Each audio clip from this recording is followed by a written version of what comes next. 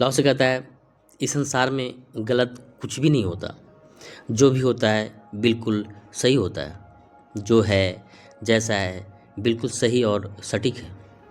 100% accuracy, ऐसा भी नहीं कि थोड़ी बहुत गलती हो, जैसे 2%, 4%, 10%। 100% सही होता है, तार्किक रूप से सही नहीं लगता, लॉजिकल नहीं लगता। जैसे किसी का एक आंख नहीं है, कोई दोनों पैरों से लंगड़ा है, किसी के दोनों हाथ नहीं हैं, किसी का बाप मर गया 2 साल की उम्र में, किसी की माँ मर गई बच्चे को पैदा करते ही, किसी की गर्लफ्रेंड छोड़कर भाग गई, किसी का पूरा परिवार दुर्घटना में मारा गया, कोई बेरोजगार है और लाख हाथ पैर मारने के बावजूद नौकरी नहीं मिल पा रही है। यह सब कैसे सही हो सकता है, वो भी 100%? नहीं, लाओ से बिल्कुल अतार्किक लगता है, इलॉजिकल। लगना भी चाहिए, क्योंकि हम जो चाहते हैं वो मिल नहीं रहा, फिर भी यह सही कैसे हो सकता है। समझने वाली बात यह है कि लाओ से अपने संबंध में यह सारी बातें कर रहा है। लाओ से ऐसी स्थिति को उपलब्ध हो चुका है कि उसके लिए कुछ भी गलत नहीं है। लाओ से सांसारिकता से ऊपर उठकर आध्यात्मिकता के उच्चतम स्तर पर पहुंच चुका है।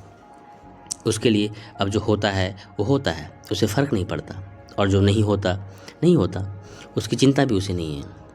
लाओ से तुम्हें कह रहा है, हमें कह रहा है कि तुम भी ऐसी स्थिति को उपलब्ध हो सकते हो जहाँ कोई भी चीज़ तुम्हें बिल्कुल बांध के नहीं रख सकती।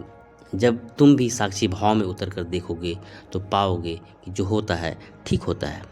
चीज़ें स्वाभाविक रूप से हो रही हैं, पहले भी होती रही हैं और आगे भी होती रहेंगी। कुछ भी तुम्हारे नियंत्रण में नहीं है, और नियंत्रित करने का प्रयास ही तुम्हारे दुख का असल कारण है।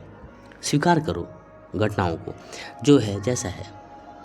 अस्वीकृति दुख, पीड़ा और संताप लाती है, सहज स्वीकृति आनंद लाता है। आनंदित रहना हमारा स्वभाव है, दुख हम खुद से थोपते हैं। साक्षी भाव में उतरो और चीज़ों को होते हुए देखो। बस अपनी शर्तों को थोपना बंद करो और देखना शुरू करो। सहज भाव से साक्षी में बने रहो, फिर तुम्हें भी लगेगा जो होता है ठीक होता है। Thank you.